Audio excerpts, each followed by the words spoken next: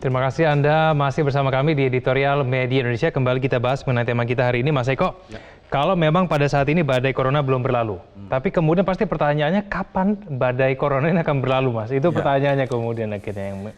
Banyak survei yang sudah merilis hal itu ya. Apakah itu BIN maupun di universitas, mau UGM, IPB, UI itu sudah merilis, termasuk BIN. Rata-rata mereka mengatakan bahwa pandemi ini akan mencapai puncaknya itu sekitar Mei, Juni, bahkan bisa Juli. Kenapa itu? Karena di bulan Ramadan nanti akan banyak orang yang mudik, terutama di Jabodetabek dan Jawa Barat yang akan pulang ke daerahnya masing-masing, terutama di daerah Jawa Tengah, Jawa Timur, Jogja maupun ke sana, ke arah Sumatera, Lampung dan Sumatera Selatan. Berarti ancamannya di Jawa Tengah dan di Sumatera nanti akhirnya?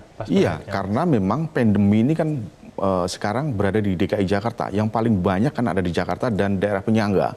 Kalau mereka pulang, amat mungkin mereka akan menyebarkan COVID-19 itu ke keluarganya, ke tetangganya, ke daerah sekitarnya.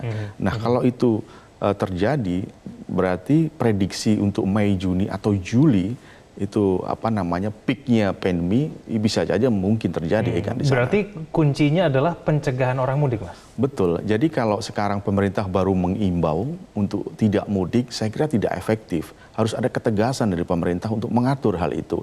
Misalkan nanti di pertengahan bulan Ramadan misalkan atau di awal bulan Ramadan sekalian saja diatur oleh pemerintah untuk dilarang mudik.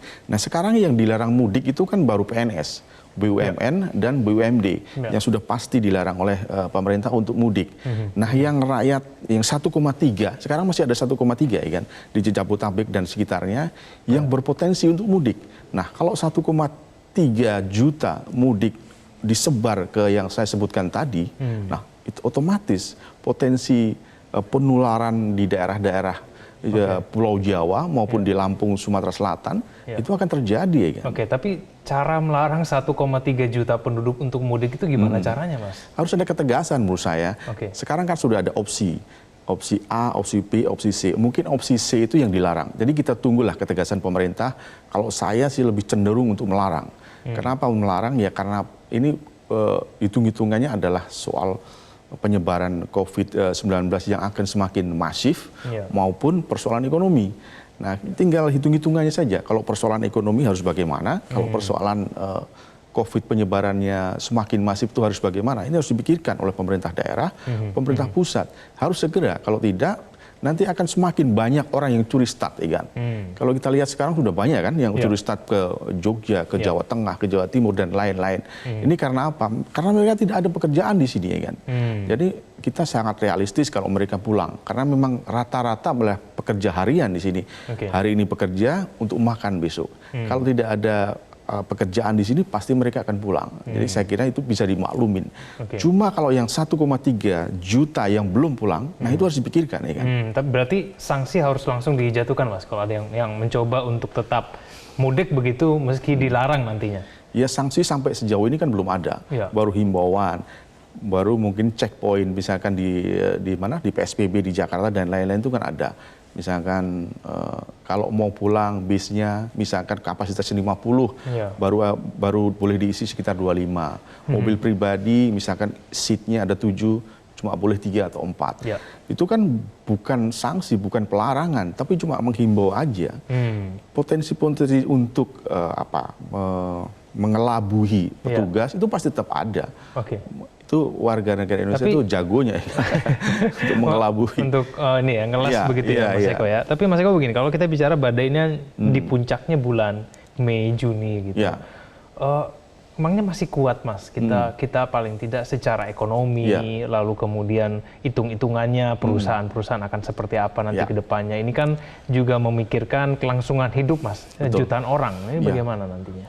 Tahun lalu saja kita melihat pengangguran Indonesia itu kan sekitar 5,3%.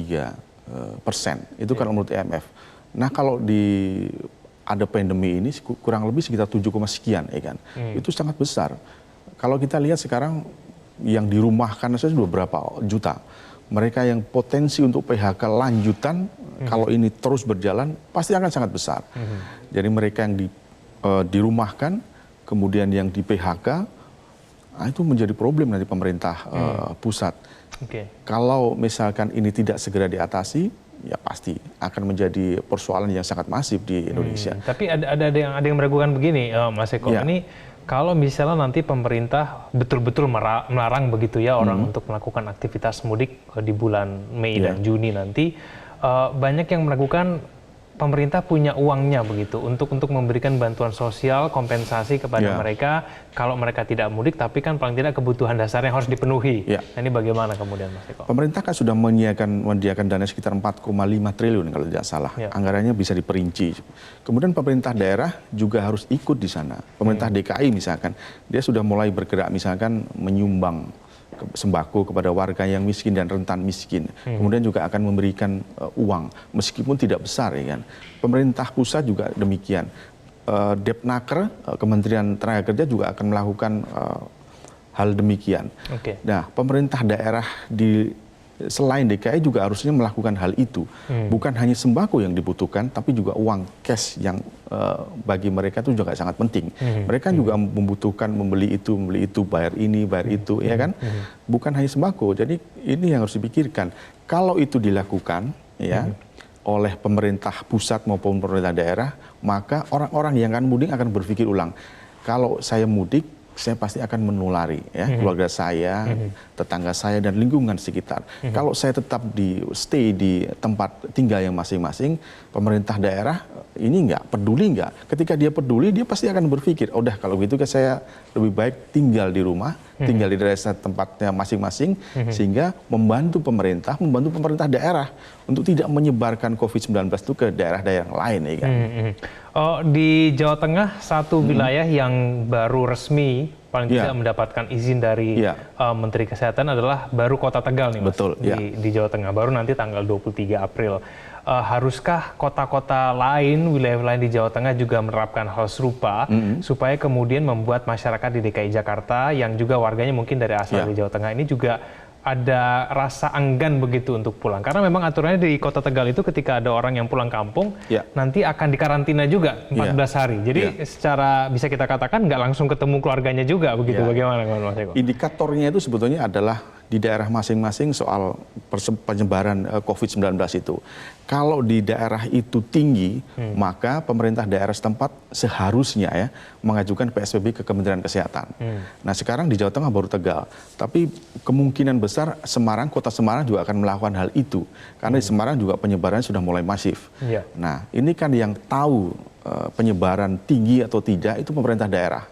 Jadi kalau Tegal sebetulnya sudah mulai awal, cuma kan kemudian dikritik dan lain-lain oleh pemerintah pusat, makanya dia kemudian mengajukan. Sebenarnya lockdown yang lebih sederhana sudah diterapkan di awal gitu kan. Cuma karena dikritik dan lain-lain.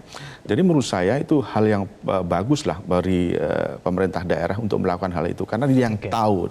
Kalau karantina itu saya kira memang harus dilakukan oleh semua pemerintah daerah. 14 hari itu maksudnya ketika dia keluar dari Jabodetabek kembali ke daerahnya masing-masing memang harus diisolasi 14 hari. Apa sih manfaatnya 14 hari itu? Ya kalau dia misalkan dalam status ODP misalkan, maka 14 hari itu ketika dia sudah dinyatakan negatif, tidak terjadi gejala apa-apa, dia bisa kembali. Cuma kalau dia tidak diisolasi dan kembali langsung ke keluarganya, ini kan potensi untuk menularkan kepada keluarganya kan sangat besar. Ya kan? Baik, Mas Eko kita jeda dulu. Pemirsa jangan kemana-mana, kami akan kembali usai jeda berikut ini.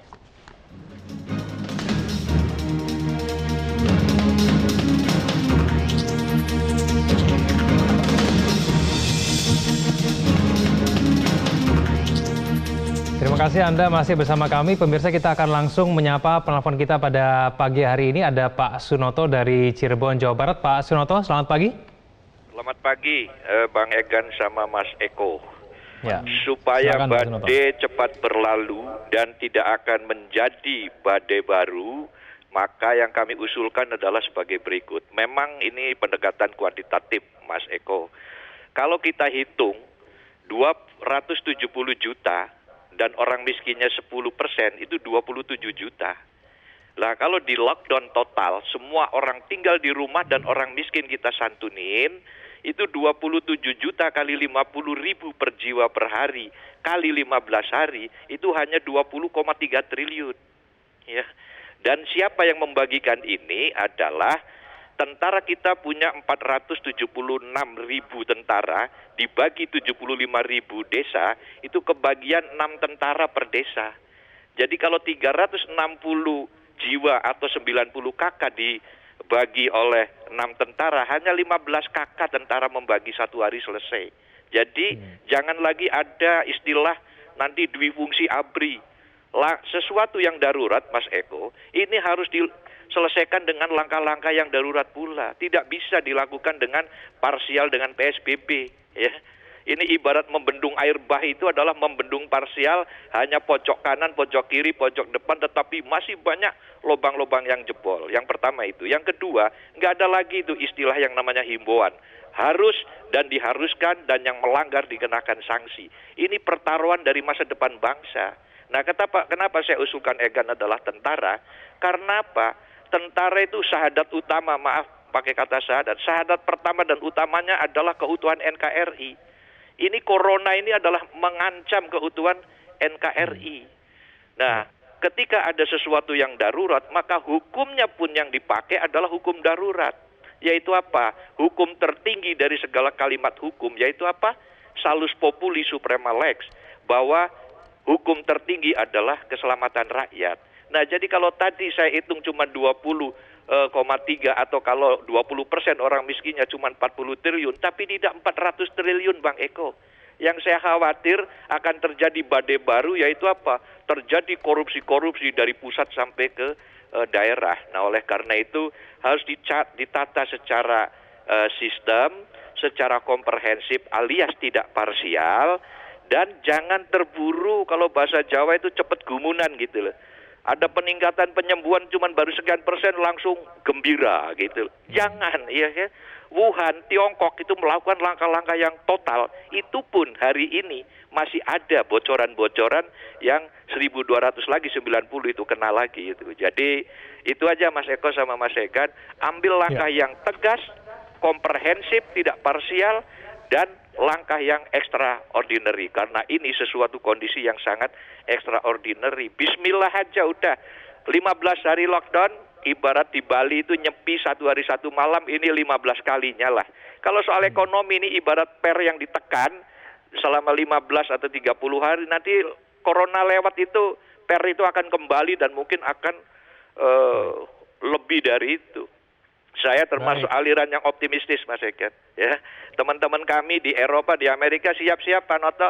Nanti permintaan furniture kami juga mungkin bakal meledak ya kan setelah corona lewat, ya kan. Terima kasih, Pak Egan. Baik, terima kasih, Pak Sunoto. Kita beralih ke Surakarta, ada Pak Bambang Saptono. Pak Bambang, selamat pagi. Selamat pagi Metro TV dan selamat pagi saudaraku bangsa Indonesia. Bahwa bencana pandemi virus corona di negara-negara di dunia saat ini masih berlangsung. Begitu pula yang terjadi di negara Indonesia. Bahwa korban orang meninggal dan terinfeksi maupun dampak negatif roda kehidupan yang diakibatkan oleh virus corona dari hari ke hari masih terus meningkat. Kita pantas bersyukur dan mengapresiasi bahwa dalam penanggulangan virus corona di Indonesia mencatat prestasi yang baik, yaitu pada Kamis 16 April kemarin mencatat jumlah korban virus corona yang sembuh lebih banyak dibanding yang meninggal, atau yang sembuh 548 orang, sementara yang meninggal ada 498 orang. Ini menjadi optimisme kita semua di dalam upaya penanggulangan wabah virus corona di Indonesia. Sekalipun sesuai dengan judul editorial saat ini, badai belum berlalu. Data ini Mas, jumlah sekarang ini korban virus corona masih terus bertambah, yaitu ada 5.923 orang terinfeksi, 520 orang meninggal, dan 607 orang yang bisa disembuhkan. Di saat seperti ini, bahwa kita semua anak bangsa dibutuhkan untuk meningkatkan kegotong royongan, kesetiakawanan sosial, dan juga untuk saling berbagi antara yang mampu dengan yang tidak mampu. Selasa pagi kemarin, Mas, kami melakukan aksi bagi-bagi masker dan uang tali AC kepada masyarakat yang tidak mampu, dan mengajak gerakan untuk potong gaji pejabat tinggi di daerah maupun daerah pusat. Syukurlah pada Selasa sorenya, pemerintah pusat membuat kebijakan pangkas gaji THR untuk Menteri, DPR, Presiden maupun Wakil Presiden. Semoga aksi potong gaji pejabat ini bermanfaat bagi rakyat untuk kedepannya. Kami menolak usulan dari Pak Noto bahwa Indonesia harus lockdown. Kebijakan yang tepat adalah betul PSBB. Terima kasih. Baik, terima kasih Bang Bambang. Saya ke Pak Mauhalizar dari Aceh. Pak Mauhalizar, selamat pagi. Selamat pagi Bung Egan, selamat pagi Bung Eko. Pertama sekali saya ingin mengingatkan kita semua, kalau memang oleh pemerintah dianjurkan bekerja dari rumah, tapi saya masih melihat Bung Egan sama Bung Eko masih satu meja. Kalau bisa seperti kemarin tuh Bung Leo sama Bung Usman, masing-masing kalau bisa dari rumah lah ya ke depannya untuk contoh kita. Oke. Kalau memang bisa kita cegah penyebaran corona ini atau bisa kita sembuhkan penyakitnya, lalu why? Apa? Dan siapa yang salah? Setiap hari infeksi terus menyebar, kematian sia-sia pun terus terjadi, karyawan dirumahkan, di PHK, bahkan pengusaha banyak yang bangkrut. Yang telah kita saksikan dan sama-sama kita rasakan bahwa pemerintah telah bekerja keras dan sangat maksimal mencegah rakyat terinfeksi virus corona. Kerja keras presiden sampai ke jenjang pemerintahan terbawah seperti RT, RW atau desa itu semua akan sia-sia saja jika rakyat tidak disiplin mentaati aturan yang telah dirumuskan dan ditetapkan seperti PSBB, jangan mudik, pakai masker, dan lain sebagainya. Hai bangsa Indonesia, mari kita gunakan logika. Ketahuilah bahwa COVID-19 ini adalah virus pembunuh. Setiap kita dan orang-orang yang kita cintai sangat teramat mungkin untuk terinfeksi. Hai seluruh umat Islam, bukankah setiap kita ini diwajibkan untuk mengikuti ulul amri kita? Jadi jika pemerintah telah menetapkan aturan, sangat wajib bagi umat Islam untuk mentaatinya, dan sangat berdosa jika umat Islam tidak mentaati aturan yang telah ditetapkan oleh pemerintah. Jadi regulasi seperti larangan mudik ke depan ini sangat dibutuhkan oleh Indonesia, karena meluasnya penyebaran corona saat ini adalah buah dari renggangnya aturan social distancing atau PSBB ini. Ke depan regulasi larangan mudik dan lain sebagainya ini jangan lagi berbentuk himbauan, namun harus lebih ketat lagi berupa instruksi atau PP yang disertai dengan pengawasan yang ketat dari instrumen negara seperti TNI, Polri, Pol PP, Bupati, Camat, Lurah, Kepala Desa, bahkan seluruh rakyat itu harus mengingatkan orang ODP atau pasien dalam pengawasan itu. Toh kita semua tidak menginginkan Indonesia terjerembab dalam situasi yang sangat mengerikan, sebagaimana dialami oleh negara lain yang sudah chaos. Demikian mungkin Bung Egan, terima kasih. Terima kasih Pak Mauhalizar dari Aceh Tengah. Pemirsa jangan kemana-mana, editorial Indonesia akan kembali usai jeda berikut ini.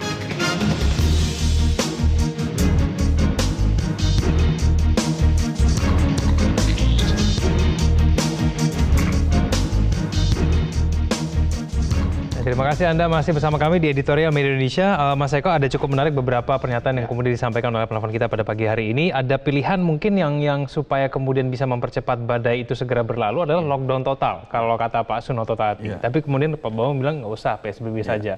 Pilihan-pilihan ini sebenarnya bisa dimengerti sebetulnya, Mas. Iya. Jadi karakteristik negara-negara itu kan berbeda-beda. Mungkin kalau di Eropa, di Amerika, lockdown ditempuh oleh pemerintah setempat. Mereka sudah punya hitung-hitungannya. Kemudian kalau di Indonesia memang tidak melakukan hal itu. Pemerintah juga pasti sudah melakukan hitung-hitungannya. Pemerintah daerah yang mengetahui sebetulnya apakah penting nggak lockdown atau tidak. Makalah muncul kemudian PSBB itu. DKI dan lain-lain sudah melakukan hal itu. Itu fakta yang sekarang ada terjadi di Indonesia. Tapi fakta lain muncul bahwa sebetulnya penyebaran COVID-19 di Indonesia itu masih tinggi. Iya, bahkan di ASEAN ya, Indonesia itu paling tinggi. Saya punya datanya begini. 5.923 kasusnya. Kemudian yang meninggal sekitar 607. Ya, yang sembuh 607, yang meninggal 520. Kemudian di seluruh Filipina dan Malaysia. Nah, orang dalam pengawasan sampai saat ini masih 169.000, ya kan? Kemudian pasien dalam pengawasan 11.873. Artinya apa? Artinya mereka yang ODP maupun yang PDP ini potensi untuk sembuh maupun potensi untuk naik menjadi positif corona itu ada ya kan. Jadi pilihannya kemudian tergantung kepada pemerintah dan pemerintah daerah. Kalau misalkan PSBB ini berhasil, kemungkinan mungkin lockdown tidak perlu. Tetapi ketika PSBB dimanapun tidak berhasil, mungkin ada opsi untuk melakukan hal itu, termasuk larangan mudik tadi ya kan. Ya, kalau mudik itu kan menjadi salah satu penyebaran yang kemudian bisa menjadi masif di daerah-daerah. Saya kira pemerintah sudah merancang melihat ya potensi-potensi itu, apakah tetap melakukan PSBB di beberapa daerah ataupun lockdown ataupun melarang mudik. Mungkin kita akan tahu ke depan ya kan. Ya, pelanggaran dari PSBB juga masih terlihat di mana-mana, Mas Eko. Ini mungkin juga contohnya ada beberapa tempat ibadah yang masih buka begitu ya. Tadi kalau kata Pak Maulizar, bahkan secara khusus meminta umat Islam untuk menaatinya. Ini mungkin karena berkaca pada banyaknya masjid yang mungkin masih menyediakan sholat Jumat bersama begitu. Ya, memang ada beberapa daerah ya. Cuma memang kalau saya lihat jaraknya memang sudah diatur. Mungkin 1,5 meter atau 2 meter. Tapi tetap saja itu potensi untuk penularan juga masih ada. Jadi menurut saya lebih baik kalau sudah ada imbauan ya pemerintah, MUI juga sudah mengimbau. Lebih baik kalaupun beribadah di rumah, sholat di rumah ya. Umat Kristiani tidak usah ke gereja, tetap saja melakukan virtual conference, bisa melihat misa misalkan ya kemarin, bisa di rumah, mengikuti dari rumah. Itu kan hal-hal yang baik sebetulnya, positif. Membantu pemerintah daerah untuk tidak ikut menyebarkan COVID-19. Nah itu yang harus ditiru oleh banyak orang di daerah-daerah. Itu kan salah satu cara mungkin kan untuk membantu pemerintah. Baik, Mas Eko, kita sama-sama berharap semoga saja kemudian puncak badainya tidak harus sampai menunggu bulan Juni, lebih cepat dari itu dan semua warga mengikuti informasi, instruksi semua yang ada dalam PSBB. Terima kasih Mas Eko telah bersama kami di editorial Media Indonesia pada pagi hari ini. Pemirsa, kita tidak boleh terburu-buru menganggap perang melawan corona telah usai karena badai corona belum berlalu. Yang kita harapkan ialah ketika jumlah pasien yang sembuh sama besar dengan jumlah warga yang terinfeksi. Selama semua kondisi ideal itu belum tercapai, kita tidak boleh berpuas diri. Kita harus terus bekerja ekstra dalam melindungi setiap jiwa. Untuk itulah upaya mengatasi pandemi corona ini harus kita optimalkan dan maksimalkan. Terima kasih Anda telah menyaksikan editorial Media Indonesia. Selamat pagi. Metro TV, knowledge to elevate.